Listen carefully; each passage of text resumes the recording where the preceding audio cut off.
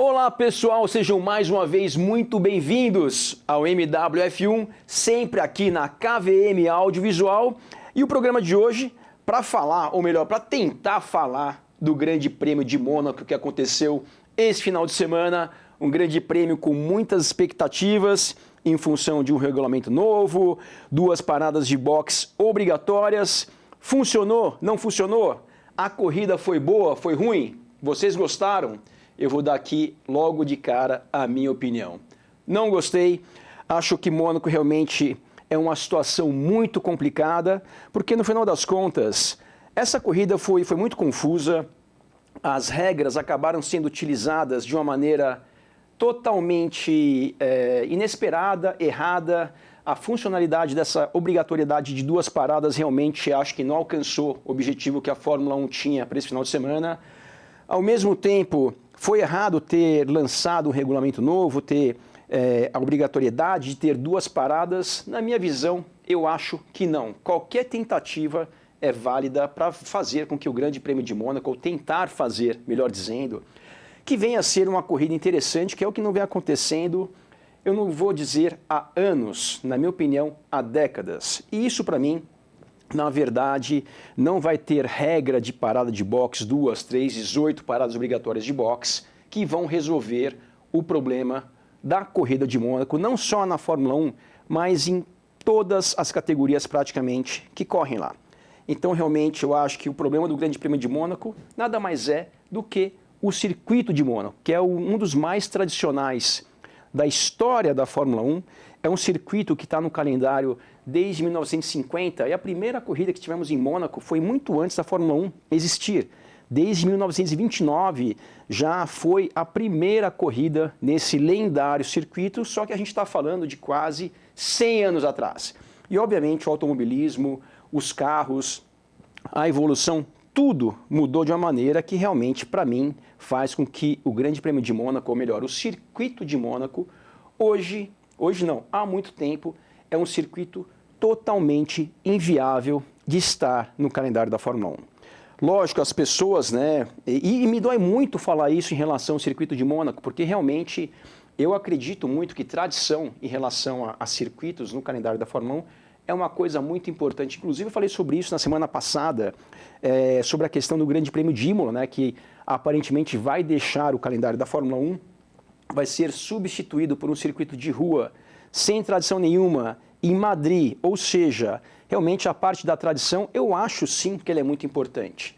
Só que, obviamente, para você poder manter circuitos tradicionais no calendário da Fórmula 1, que mais uma vez eu acho que é muito importante, esses circuitos têm que ter as condições mínimas de poderem receber uma competição, uma corrida. Então, se o circuito não tem essas condições mínimas, aí a gente tem que tentar buscar uma solução ou, eventualmente, até substituir esse circuito, não importa o quanto tradicional ele seja.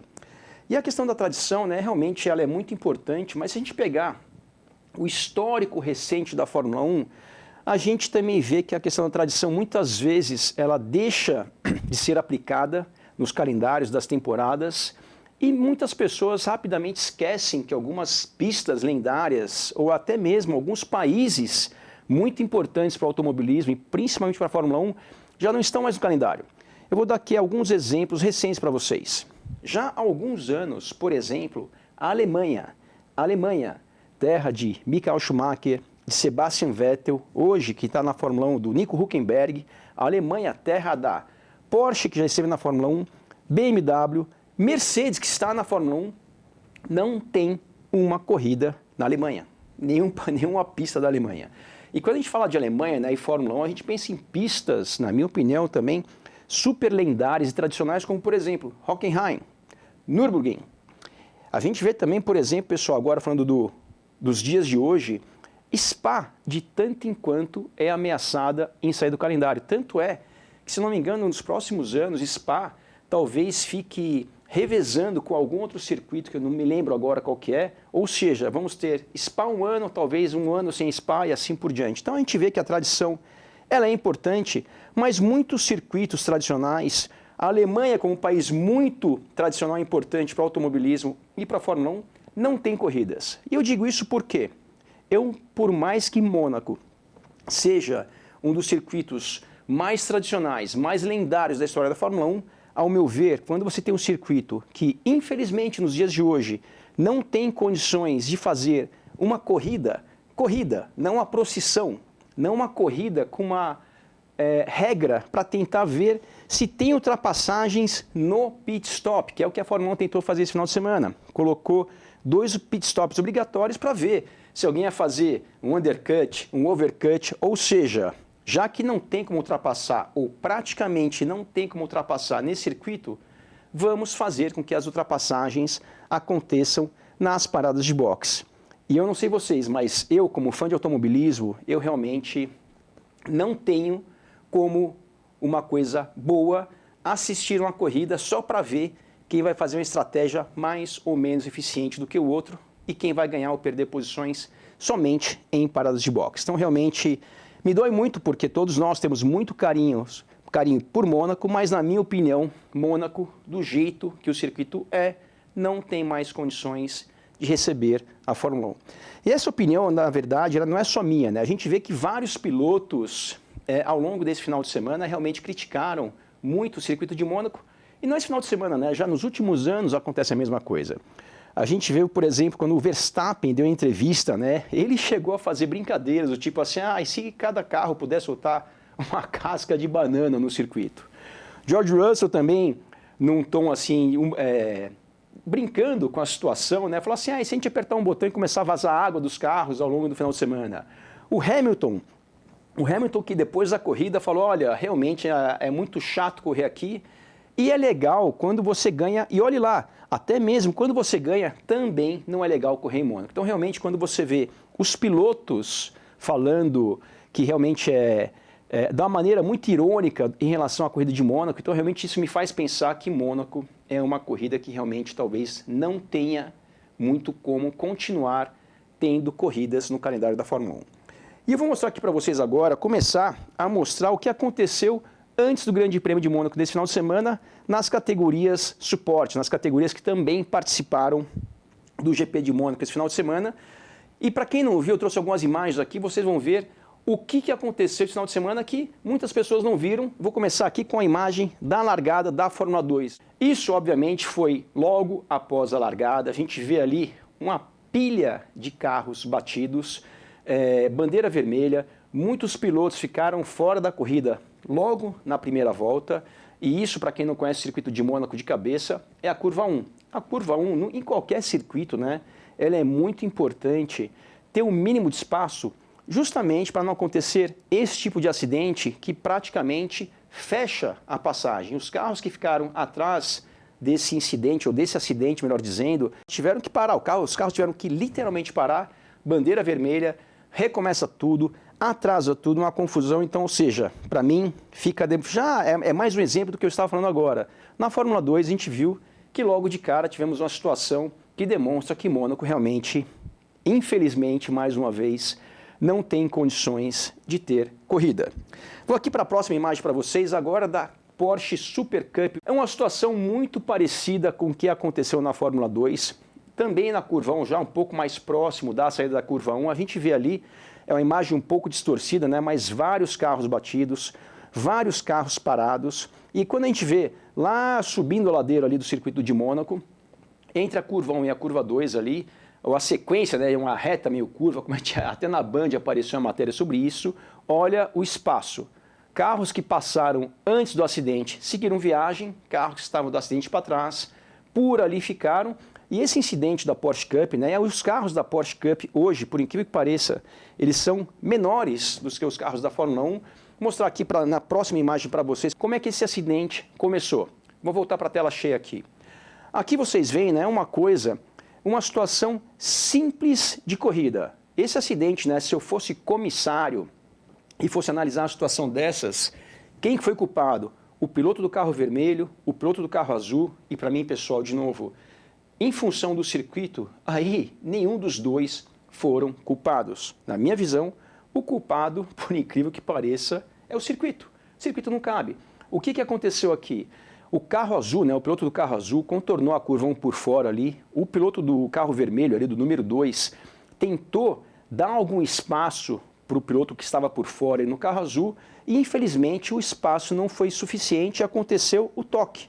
E quando aconteceu o toque, a gente vê essa imagem aqui, o carro vermelho já apontado para a parede, os dois bateram e atrás dele aquele bolo de carros que a gente viu na imagem anterior. Então realmente, já nesse final de semana, e obviamente não é a primeira vez, a gente já viu duas corridas que antecederam a corrida da Fórmula 1, que já tivemos dois acidentes grandes, importantes, com vários pilotos e carros destruídos. Então realmente ali a gente já viu, o que Mônaco proporciona em função de ser um circuito muito apertado, muito pequeno, sem área de escape e principalmente com uma curva 1 muito apertada. E por que eu me refiro à curva 1? Qualquer circuito, né, principalmente nos dias de hoje, tem que ter área de escape. Os carros atuais são muito mais rápidos do que os carros de antigamente e tudo mais. Mas se tem uma curva que tem que ter uma área de escape sempre muito generosa, ou no circuito normal, no autódromo, ou também nos circuitos de rua, são realmente a primeira curva de qualquer circuito. Porque quando a primeira curva é apertada, a primeira curva é sempre onde acontecem mais ações nas ultrapassagens.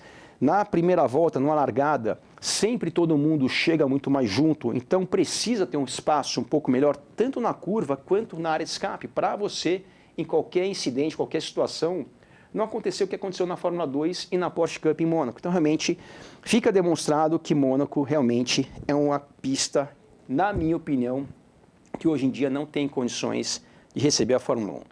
Vamos passar para a Fórmula 1 agora, começando também da largada, o que aconteceu na curva 1. Volta para essa imagem aqui, Lucas, por favor, essa da Porsche Cup que estava aqui com vocês.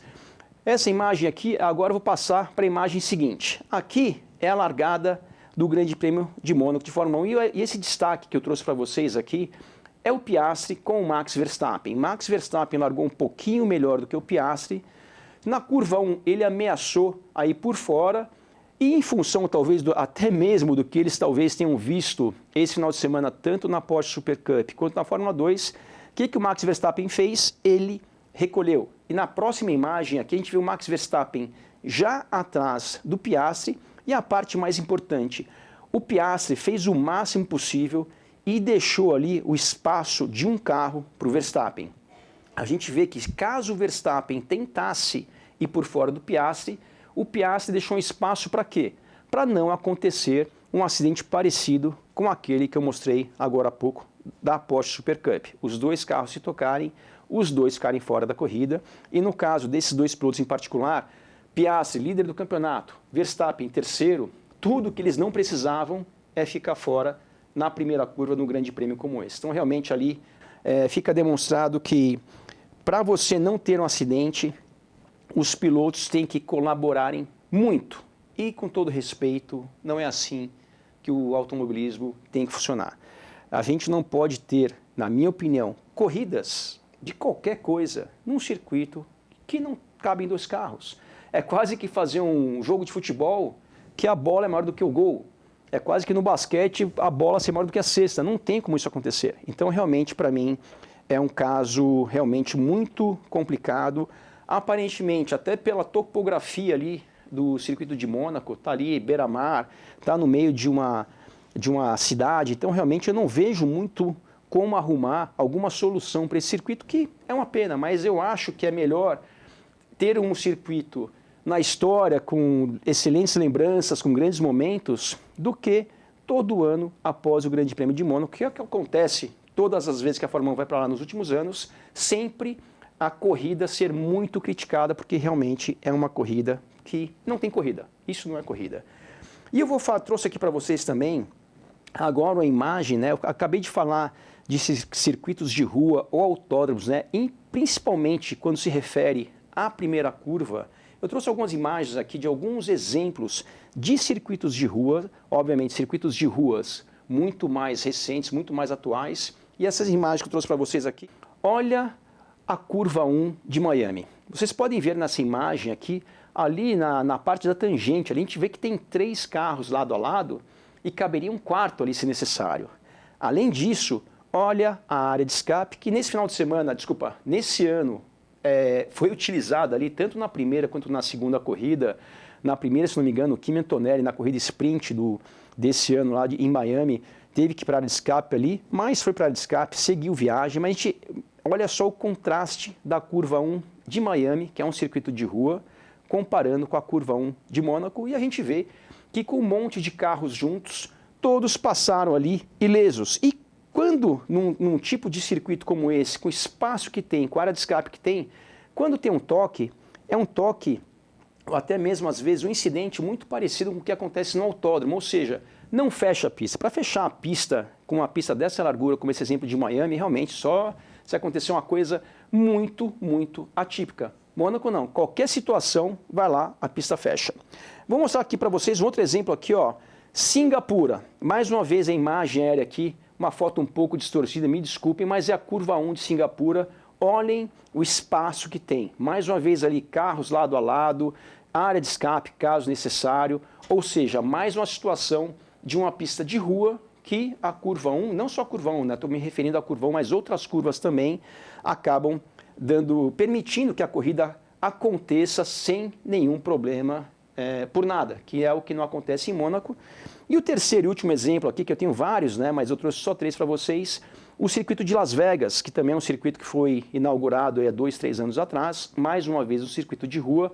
Olha a curva 1, carros lado a lado, espaço, áreas de escape, então realmente sem grandes problemas, ou seja, esses circuitos que eu mostrei agora há pouco, Las Vegas, Miami, Singapura, se tratando de circuitos de rua, poderia usar o exemplo de Sochi, por exemplo, dentre outros que a gente já viu no calendário, nos últimos anos, no calendário da Fórmula 1, sem nenhum problema. E Mônaco, infelizmente, eu não digo nem infelizmente, a situação de Mônaco é essa.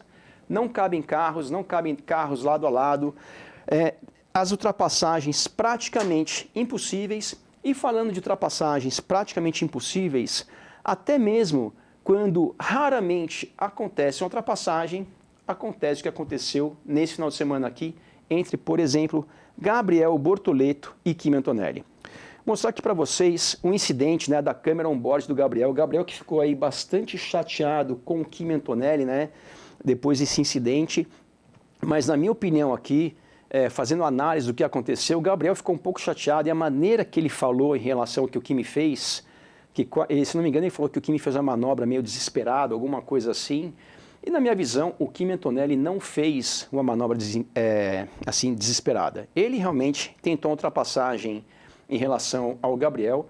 Essa ultrapassagem, obviamente, para quem acompanhou a corrida, aconteceu. Ele não jogou o carro para cima do Gabriel. Na minha visão, o que aconteceu, e nessa imagem vocês podem ver o seguinte: olhe do lado direito da tela. O carro do Kimi Antonelli exatamente atrás ao carro da frente. O Gabriel Bortoleto acabou ficando por fora nessa curva aí e a pista acabou. Passou uma imagem para frente aqui, ó. De novo, não teve como ele seguir viagem, porque não tem espaço. Nesse circuito, com os carros atuais da Fórmula 1, que obviamente são muito, muito maiores do que os carros de antigamente, uma manobra, ao meu ver, sem nenhum erro, o Kimi mais uma vez não se jogou, não chegou lá totalmente com o carro desequilibrado, não espalhou na curva e tirou espaço do Gabriel para o Gabriel ter batido. O Kimi Antonelli pôs do lado, pôs por dentro, freou, manteve a linha. Não é que ele não deu espaço, não tinha espaço. Então, para mim, o que aconteceu nesse incidente entre Kimi Antonelli e Gabriel Bortoleto não foi culpa de nenhum dos dois pilotos. Na minha visão, se tem algum culpado, vamos falar assim, é o circuito, não cabem dois carros. E quando você tem uma situação que, quando um piloto tenta uma manobra de ultrapassagem correta, sem cometer nenhum erro, sem cometer nenhuma injustiça, que eu não acho que o Kimi Antonelli cometeu nenhuma coisa errada em relação ao Gabriel Bortoleto, e o resultado dessa manobra é o carro que foi ultrapassado, no caso do Gabriel, bater na barreira de pneus porque não tem espaço, então, para mim, isso não é culpa nem do Kimi e nem do Gabriel, e sim é um problema do circuito. Então, esse para mim é mais um exemplo que esse circuito, em função da falta de espaço para os carros atuais, as corridas realmente ficam totalmente inviáveis de acontecer nesse circuito. Aqui, pessoal, é o momento, na volta 20 de 78, trouxe aqui o destaque do Hadjar. O Hadjar que mais uma vez fez um excelente corrida esse final de semana, corrida não, um excelente final de semana inteiro. Classificou, chegou mais uma vez ao Q3, mas o destaque que eu trouxe aqui para vocês nessa imagem é o seguinte: na volta 20 de 78, vocês podem ver que o Hadjar está na 8ª colocação e nesse momento ele já havia feito as suas 2 paradas obrigatórias. E quem está logo atrás do Hadjar, vocês podem ver mais no fundo da imagem ali, o seu companheiro Liam Lawson. E por que eu trouxe isso em destaque para vocês? Nesse momento, como eu trouxe destaque para vocês, na volta 20, o Hadjar já tinha feito as suas 2 paradas obrigatórias e ainda estava à frente dos carros da Mercedes, dos carros da Williams, dentre outros. Então, pessoal, olha como essa tentativa deu muito errado. O que aconteceu na prática com o Hadjar, com o Lawson, e a mesma tática foi também utilizada pela Williams. As equipes pediram para os carros, as equipes não, a Racing Bulls e a Williams fez a mesma coisa, foi o seguinte: Hadjar estava logo à frente do Lawson, então pediram para o Lawson tirar o pé, andar lento para segurar todo o pelotão, para dar um espaço entre ele e o Hadjar de mais ou menos 20 segundos, que era mais ou menos o tempo da parada, e com isso o Hadjar poder parar e não perder nenhuma posição em pista. Por que é importante isso? Porque diferente de uma corrida normal, se você para, põe pneus bons e volta, mesmo que você volte ali tenha perdido algumas posições após o pit stop, você tem chance de ultrapassar. Mônaco, por todos esses motivos que eu acabei de falar para vocês, não tem. Então, realmente, a Racing Bulls usou essa estratégia, fez o Lawson segurar o pilotão inteiro, ou seja, o Lawson fazia tempos 3, 4, 5 segundos mais lento para dar um espaço para o Hadjar para poder fazer o seu pit stop e não perder nenhuma posição. Funcionou? Na prática funcionou sim. A estratégia da Racing Bulls e quem utilizou essa mesma estratégia foi a Williams, funcionou. Só que na prática também o que aconteceu? Foi vergonhoso. A Williams, por exemplo, o Albon, ele falou assim: olha, realmente não gostei do que eu fiz. O outro beneficiado foi o Carlos Sainz, também da Williams, falou que não gostou do que fez, mas fizeram para conquistar os pontos que eles conquistaram nesse final de semana. A Racing Bulls, esse final de semana, por exemplo, colocou seus 2 carros na zona de pontuação. Então, realmente, não é uma maneira legal de você conquistar um bom resultado. Muitas pessoas, inclusive a mídia, muitas pessoas falaram que isso aí foi a manipulação do resultado. E no primeiro momento, esse termo manipulação, quando você fala manipulação em Fórmula 1, para mim, pelo menos, isso remete ao que aconteceu lá em 2008. Aquele acidente de propósito do Nelson Piquet, da Renault, com Flávio Briatore e Alonso. Então, no primeiro momento, isso parece uma insinuação muito forte, uma palavra muito forte, mas na prática acabou sendo uma manipulação também desse resultado, porque um piloto andar 3, 4 segundos mais lento, para ajudar seu companheiro de equipe, isso para mim é quase uma manipulação também, e é o que aconteceu. Então, realmente, eu acho que foi bastante vergonhoso o que aconteceu em relação às estratégias, tanto da Racing Bulls quanto da Williams. Não acho que eles fizeram nada de errado, utilizaram da regra, se utilizaram desse regulamento, mas para quem assistiu, para quem é fã do automobilismo e para eles mesmos, o próprio Albon, mais uma vez, se sentiu aí envergonhado do que ele fez esse final de semana para ajudar o resultado da sua equipe. Outra coisa muito interessante que aconteceu esse final de semana, que ao meu ver foi muito mal conduzida também. Poxa, eu tirei o final de semana de Mônaco para colocar defeito em tudo, mas eu vou falar aqui que uma coisa que me impressionou muito foi isso aqui. Mudando de assunto agora, isso aconteceu, essa imagem aqui, para quem não acompanhou os treinos livres nesse final de semana, foi um incidente entre Lance Stroll e Leclerc. Nesse momento aqui, no hairpin ali, que é a curva mais lenta da Fórmula 1, o Stroll devia estar a mais ou menos 20 por hora, ele saiu do lado esquerdo para o lado direito da pista, saiu de fora do traçado para o traçado e acabou voltando logo à frente do Leclerc, que não teve como passar para a próxima imagem, Leclerc bate no carro do Stroll, destrói o bico da sua Ferrari e mesmo assim a única punição para o Stroll foi uma posição no grid de largada. E por que isso me chamou a atenção? Pessoal, como é que pode? E não é porque é o Stroll, qualquer piloto, você está a 20, 30 por hora, fora do traçado, que já é errado, na minha opinião, já não deveria ser permitido isso. Aí você volta no traçado e o carro que vem atrás, numa volta rápida, bate em você. E a única punição para o Stroll para mim, uma coisa muito errada foi uma posição no grid de largada. Ou seja, a penalização, na minha visão, totalmente incompatível em relação ao que o Stroll fez na pista. Eu, na verdade, esse tipo de coisa, de novo, não é porque é o Stroll, podia ser qualquer piloto. Esse tipo de coisa, na minha opinião, o piloto tinha que ser excluído do final de semana. Como é que você está a 10 por hora, entra no traçado sem olhar e o carro que vem atrás bate? O Stroll, né, falou que o engenheiro dele não avisou que veio um carro atrás. E se o engenheiro dele avisou ou não avisou, eu não sei, só que a responsabilidade não é do engenheiro, a responsabilidade é do piloto. O engenheiro que vê ali os carros no mapa da pista, pelo GPS e tudo, é um complemento, é uma ajuda. Os carros têm espelho justamente para o piloto ver se vem alguém atrás. E o Stroll realmente, mais uma vez, fez uma coisa muito errada, que na minha opinião deveria ter sido excluído do final de semana, e isso, de novo, não é porque foi o Stroll. Qualquer piloto, na minha opinião, deveria ter sido excluído numa situação dessas. Agora, uma coisa que, para mim, isso sim se refere ao Stroll, é o seguinte: mais uma vez ele faz uma coisa muito errada e a entrevista dele após o incidente é como se nada tivesse acontecido.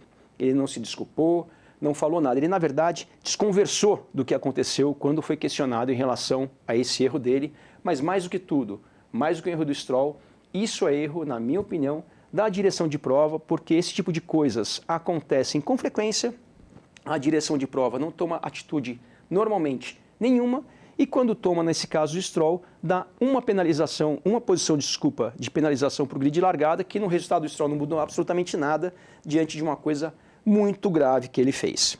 Passar aqui para a próxima imagem para vocês, uma outra situação que para mim foi bem menos pior do que a do Stroll, e a penalização acabou sendo maior. A gente vê aqui essa situação entre Max Verstappen e Hamilton, isso foi na classificação. Verstappen veio numa volta rápida, Hamilton veio numa volta lenta. Parece ali que teve uma má comunicação entre o Hamilton e o engenheiro, ou melhor, o engenheiro do Hamilton, pelo que eu entendi, passou a informação errada para o Hamilton, passou a informação que o Max Verstappen não estava numa volta rápida e o Verstappen sim estava. E com isso, o Verstappen foi atrapalhado pelo Hamilton, perdeu sua volta e o Hamilton tomou uma penalização de 3 posições no grid. Tá compatível, não está compatível a penalização do Hamilton? Eu não vou nem entrar no mérito. Agora, uma coisa que para mim está completamente errada é o seguinte: como é que a do Stroll, que foi muito pior, teve uma posição de penalização, e a do Hamilton, o triplo, 3 posições? Lógico, as pessoas podem se perguntar: mas a do Stroll foi num treino livre que não vale teoricamente nada, e a do Hamilton foi na classificação, que prejudicou ali a volta do Verstappen, poderia ter mudado a posição de largada do Verstappen, que na realidade acabou não acontecendo isso. Mas por que eu achei errado quando comparado o que o Hamilton fez com o que o Stroll fez? Porque dependente da consequência, dependente do momento, na minha visão, que a direção de prova tem que analisar o seguinte: o tamanho do erro, o tamanho da gravidade ou da infração que o piloto cometeu. E, de novo, na minha visão, não se compara o que o Hamilton fez com o que o Stroll fez. Os dois erraram, só que o erro do Stroll foi muito mais grave e a penalização dele foi 1/3 da penalização do Hamilton. Mas, de qualquer maneira, foi o que a direção de prova fez e, na minha visão, errou bastante nessas decisões. Agora aqui, falando do Hamilton, né? Uma outra coisa que aconteceu esse final de semana aqui, Hamilton e seu engenheiro Ricardo Adame, que desse primeiro terço de temporada, né, os dois vêm protagonizando aí momentos e conversas e rádio realmente muito interessantes e que traz muitos motivos para todo mundo falar muito sobre isso. Esse final de semana, né, aconteceu o seguinte: após a corrida, em algum momento, na volta de retorno para o box, o Hamilton perguntou uma coisa para o engenheiro, né? Inclusive perguntou: olha, você está chateado comigo? E o engenheiro dele simplesmente não respondeu. Ricardo Adame deixou o Hamilton com o som do silêncio. E isso, obviamente, né, chamou a atenção de todo mundo, porque, primeiro, não é a primeira vez que isso acontece, só que dessa vez aconteceu o contrário.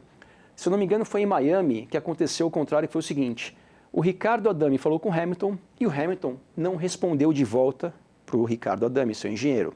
E engenheiro e piloto são os dois que têm que ter uma relação ali melhor, mais harmoniosa, melhor possível, porque esses dois ali trabalham em conjunto o final de semana inteiro. Miami, se não me engano, o Hamilton não deu retorno à comunicação de rádio do Adame, e esse final de semana foi o contrário. O Adame, que aparentemente não respondeu o Hamilton. E por que eu digo aparentemente? O Frederic Vasseur, né, chefe de equipe da Red Bull, falou aqui, deu uma declaração que, na minha visão, foi muito mais uma passada de pano do que a realidade. O que Frederic Vasseur falou? Ele disse o seguinte: olha, nós temos um combinado em Mônaco que entre a curva 1 e a curva tal, X lá, qualquer 5, 6, sei lá que curva que ele falou, o piloto e o engenheiro não falam, porque é uma parte do circuito muito sinuosa, que o piloto tem que se concentrar muito, então foi combinado, antes da corrida, deles não se comunicarem naquele período. E por que, para mim, isso soa muito mais como uma desculpa do que qualquer coisa? Por mais que esse acordo entre Hamilton e o seu engenheiro Adame tenha acontecido realmente esse final de semana em Mônaco, em função do circuito, mas isso é para ser aplicado quando o piloto está andando rápido. Numa volta de retorno para o box, após a bandeirada, quando a corrida já acabou, isso normalmente não tem mais essa regra. Você pode falar o que você quiser, o tempo que você quiser, porque o piloto está voltando em velocidade lenta para o box. Então, realmente, eu estava na dúvida em relação se tinha realmente ali um mal-estar entre Hamilton e Adame após a corrida, mas, na minha opinião, principalmente depois dessa explicação do Vasseur, que eles não se comunicaram por causa que não podia se comunicar na primeira parte do circuito, ali realmente eu fiquei muito inclinado a achar que realmente tem um problema de fato. Porque, de novo, essa comunicação ou falta dela aconteceu depois da bandeirada e ali realmente não tem mais porquê o piloto e o seu engenheiro não poderem falar o tempo todo, porque o piloto ali não está mais pilotando, ele está conduzindo o seu carro de volta ao box depois da corrida. Então, realmente, uma situação muito esquisita. E, pessoal, depois desse primeiro terço de temporada, eu acho que realmente o futuro do Hamilton na Ferrari é um pouco nebuloso no seguinte sentido. O que vai acontecer? O Hamilton, de tanto em quanto realmente tendo ali atrito com o seu engenheiro, aparentemente também com a equipe. Frederic Vasseur, eu acho que no meio dessa situação toda, não sei o quanto ele está conseguindo conduzir isso da melhor maneira. E além de a Ferrari com desempenho muito abaixo das expectativas. Não esse final de semana, esse final de semana é Leclerc. Acho que muito mais por mérito dele do que do carro da Ferrari, realmente andou muito bem, quase conquistou mais uma pole position, chegou na segunda colocação, excelente resultado. O próprio Leclerc não tinha nenhuma expectativa, segundo ele mesmo, nesse final de semana, porque depois das últimas corridas ele falou que se tem um ponto que a Ferrari é muito ruim, é em curvas de baixa. E Mônaco só tem praticamente curvas de baixa, e mesmo assim a Ferrari andou bem, mas de qualquer maneira, Frederic Vasseur, eu acho que não está conseguindo levar a Ferrari ao nível que a Ferrari merece, que a Ferrari quer, que é estar lá disputando as primeiras colocações. E eu digo isso porque, após esse final de semana e após um período já bastante extenso de confusão ou rumores entre chefe de equipe e equipe acontecerem na Fórmula 1, a gente vê aqui essa semana alguns rumores que quem pode estar um dia indo para a Ferrari é o nosso querido aqui, Christian Horner, que eu tenho na tela para vocês aqui. Christian Horner, né, que sempre foi, desde a estreia da Red Bull na Fórmula 1, que aconteceu lá em 2005, o chefe de equipe da Fórmula 1 na Red Bull. Já desde o ano passado, com toda aquela confusão no começo do ano entre ele e uma funcionária da Red Bull, o Jos Verstappen, Max Verstappen no meio desse imbróglio todo, Dr. Marco também criticando bastante Christian Horner, existem rumores hoje que o Christian Horner pode ser um candidato a ser o próximo chefe de equipe da Ferrari. Isso vai acontecer, não vai acontecer? Pessoalmente, eu evito trazer aqui rumores, mas eu trouxe esse por quê? Porque a Ferrari realmente, que já está aí desde 2007, ou seja, quase duas décadas, sem conquistar um campeonato de pilotos. Realmente a gente vê a Ferrari durante tanto tempo, a maior equipe, mais tradicional da Fórmula 1, tanto tempo sem vitórias, realmente, talvez alguma mudança um pouco maior tenha que acontecer. E se tem um chefe de equipe que tem um histórico de sucesso muito grande na Fórmula 1, é justamente esse cara aqui, Christian Horner. A Red Bull, mais uma vez, sempre liderada por Christian Horner, nos últimos 20 anos, ganhou 8 campeonatos de pilotos, ou seja, por pouco não tem 50% de aproveitamento em campeonato de pilotos, e 6 de construtores. E apenas 6 de construtores. Por que eu digo apenas 6? Ano passado, por exemplo, se o ano do Pérez não fosse tão ruim quanto foi, a Red Bull deveria ter ganho também o campeonato de construtores ano passado, assim como ganhou o campeonato de pilotos por antecipação com o Max Verstappen. Então, realmente, hoje é apenas um rumor, não é uma coisa muito simples, mas com todo esse imbróglio entre Christian Horner e Red Bull, parece que tem uma pressão ali de um lado para quererem tirar o Christian Horner. Lógico, o Horner pegar e pensar em ser chefe de uma equipe da Ferrari, mudar para a Itália, com família, com tudo, isso vai acontecer, não vai acontecer? Eu não sei. Agora, uma coisa, na minha opinião, é fato. Se alguma equipe precisa de um chefe de equipe que tem um histórico de sucesso na Fórmula 1, para qualquer equipe, esse cara é um bom nome, porque realmente o que ele vem fazendo na Fórmula 1 desde que ele estreou na categoria em 2005, o histórico dele é muito bom. 8 títulos de pilotos, 6 de construtores, realmente é um histórico que poucos chefes de equipe conseguiram ao longo da história da Fórmula 1. Percentualmente, muito, muito bom, se é que não é o melhor. Eu não fiz essa análise ainda, mas talvez o histórico do Christian Horner como chefe de equipe seja o melhor dentro da história da Fórmula 1, e se não for o melhor, com certeza é um dos melhores. Agora, pessoal, vamos dar uma olhada aqui, ver a situação do campeonato. Primeira colocação, Piastri, 161 pontos, Norris, 158 e Max Verstappen, 136. Esses três, obviamente, são os 3 candidatos aí no momento ao título. E a gente vê que a diferença entre Verstappen e Piastri são apenas 25 pontos. Na sequência, Russell e Leclerc ali com 75 pontos. Na próxima página aqui, Hamilton, 63 pontos. Deixa eu só voltar aqui, ó. Hamilton mais ou menos 63 para 16 pontos atrás do seu companheiro de equipe Leclerc. Kimi Antonelli com 48 pontos. Albon com a Williams, olha o ano do Albon aí, 42 pontos. Ocon 20 e um destaque para mim, Hadjar, 15 pontos. O Hadjar que realmente vem andando muito bem e mais uma vez o Hadjar na frente tanto do seu companheiro de equipe quanto do Tsunoda. E pessoal, a gente vê que no campeonato o Hadjar está à frente do Tsunoda, sendo que o Tsunoda fez 6 corridas na Red Bull. Ele fez as 2 primeiras na Racing Bulls e as 6 seguintes, né, incluindo agora esse final de semana no Grande Prêmio de Mônaco, teoricamente num carro melhor, e mesmo assim o Tsunoda atrás do Hadjar. A gente voltar aqui para a próxima tela para vocês.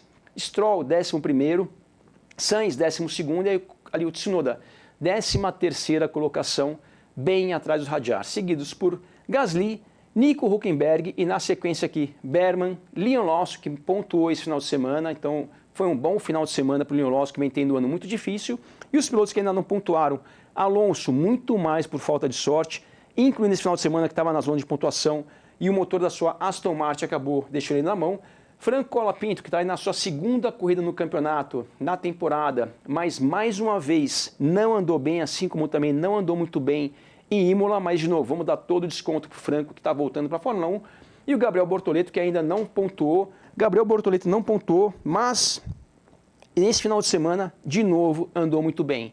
Ele classificou, ele não chegou ao Q2, mas não chegou ao Q2 por centésimos, classificou 3 centésimos, se eu não me engano, atrás do Nico Hülkenberg. E para mim, pessoal, já falei isso várias vezes, vou ser aqui repetitivo. O que qualquer estreante tem que fazer, na minha opinião, no seu primeiro ano é andar parecido com o seu companheiro de equipe. E o Gabriel, mais uma vez, andou muito próximo do Hülkenberg, classificou a 3 centésimos do Nico Hülkenberg, que se tem um ponto muito forte é a velocidade, principalmente em classificação, e o Gabriel mais uma vez andou muito bem nesse final de semana, muito próximo do Nico. A corrida dele, assim como a do Nico, assim como a da maioria dos pilotos, não dá para ter uma leitura muito clara, porque foi uma corrida completamente atípica pela regra das 2 paradas, pela uma corrida muito lenta, os pilotos andando muito abaixo do limite, mas o que a gente pôde ver, que foi até a classificação, o Gabriel andou mais uma vez próximo do Nico, então para mim está de parabéns mais uma vez nosso querido Gabriel Bortoleto. Passar aqui agora para o campeonato de construtores, né? A gente vê ali a McLaren muito, muito à frente da Mercedes. Agora a gente vê também uma disputa muito interessante pela 2ª colocação no campeonato de construtores entre Mercedes, Red Bull e Ferrari. Da Mercedes, que é a segunda colocada, para a Ferrari, que é a quarta, a gente vê apenas ali uma diferença de apenas 5 pontos entre essas três equipes. Obviamente, de novo, a Red Bull poderia estar muito melhor no campeonato de construtores se o segundo piloto da equipe, que esse ano, no momento, né, que já começou com o Lawson, no momento o Tsunoda, que aparentemente vai ficar na equipe até o final do ano, estivesse colaborando um pouco mais na pontuação, com certeza a Red Bull estaria em segundo lugar no campeonato, bem à frente da Mercedes. Mas praticamente todos os pontos da equipe Red Bull vêm apenas de um piloto, e esse piloto, como vocês sabem muito bem, é o nosso querido Max Verstappen. E atrás da Ferrari ali é o Williams, que está ali totalmente afastada da Ferrari, mas muito à frente também da Haas, seguida por Racing Bulls, Aston Martin, Alpine e Sauber, de novo na última colocação, mas vai trazer atualizações para esse final de semana no Grande Prêmio de Barcelona. Então, quem sabe a Sauber possa evoluir um pouco, mas de novo, outras equipes também vão trazer atualizações, mas a Sauber vai trazer a mais importante da temporada nesse final de semana em Barcelona, então a gente torce muito para que a Sauber evolua e para que o Gabriel tenha um carro mais competitivo a partir desse final de semana. E pessoal, uma outra coisa muito importante que vai acontecer esse final de semana também na Fórmula 1 é a entrada, a estreia, né, do novo regulamento em relação às asas flexíveis. Isso vem sendo um ponto já muito polêmico e muito debatido já há muitos anos, já faz tempo que essa questão das asas flexíveis vem sendo realmente uma polêmica dentro da Fórmula 1. E a gente sabe, né, que atualmente as equipes que parece que mais se beneficiam da questão das asas flexíveis são McLaren e Mercedes. A Mercedes, obviamente, não vem tendo um ano, ou melhor, alguns anos já que a Mercedes não vem sendo muito competitiva. A McLaren, desde o segundo semestre, mais ou menos, do ano passado, até os dias de hoje, é o melhor carro da Fórmula 1. Será que esse novo regulamento vai mudar as forças da Fórmula 1? Será que realmente isso vai impactar muito mais a McLaren do que as outras equipes? A Red Bull praticamente afirma que realmente a grande vantagem da McLaren é isso. E quando nós assistimos às corridas, né, quando a gente tem câmeras ali em pontos estratégicos do carro, a gente realmente vê, até mesmo só de olhar, é perceptível que realmente as asas da McLaren elas deformam mais do que as outras, do que os outros carros. Então realmente pode ser que esse final de semana a gente veja aí uma mudança de força dentro da Fórmula 1. Agora, pessoal, André Stella, que é o chefe da equipe da McLaren, ele afirma que isso não é o motivo pelo qual a McLaren vem se destacando. Mas a resposta a gente vai ter realmente quando esse regulamento for colocado à prova. Vai ser nesse final de semana em Barcelona, que é uma pista de características completamente diferentes de Mônaco. Então, realmente, esse final de semana a gente vai tirar essa dúvida se realmente a McLaren tinha uma vantagem em relação às asas flexíveis ou não. Mas, além disso, tem outro ponto também. Como que isso vai ser medido? Será que esse novo regulamento vai ter, mais uma vez, alguma maneira, não de burlar, mas de fazer ali uma situação que seja difícil de você conseguir medir o que acontece num teste da FIA nas asas com o carro parado do que quando o carro está andando? Será que nesse final de semana, ou em algum momento, a FIA vai trazer ali alguns dados de quanto as asas deformam com o carro em movimento? Porque até hoje, a maneira que a FIA verifica a flexão das asas, a flexibilidade das asas, é colocando ali peso na asa dianteira, coloca lá, se não me engano, são 70 quilos e vê com 70 quilos, ou sei lá quantos quilos, quanto que deforma a asa dianteira ou traseira, assim por diante. Será que eles vão ter alguma maneira de medir isso, em vez de uma maneira estática, na maneira dinâmica, com os carros em movimentos? Eu não sei, mas alguma coisa deve acontecer esse final de semana no Grande Prêmio de Barcelona, que, como sempre, vai estar tanto na tela do Band Esportes, quanto na tela da Band também. Então, convido a todos vocês para acompanhar a Fórmula 1 esse final de semana.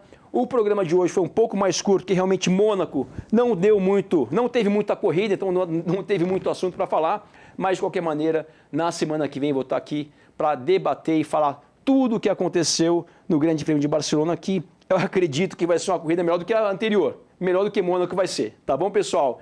Então, mais uma vez, muito obrigado pela companhia de vocês. KVM, muito obrigado pela parceria de sempre. Wesley, Lucas, todos aqui da KVM, muito obrigado por tudo. E nos vemos semana que vem aqui no MWF1. Um grande abraço e até lá.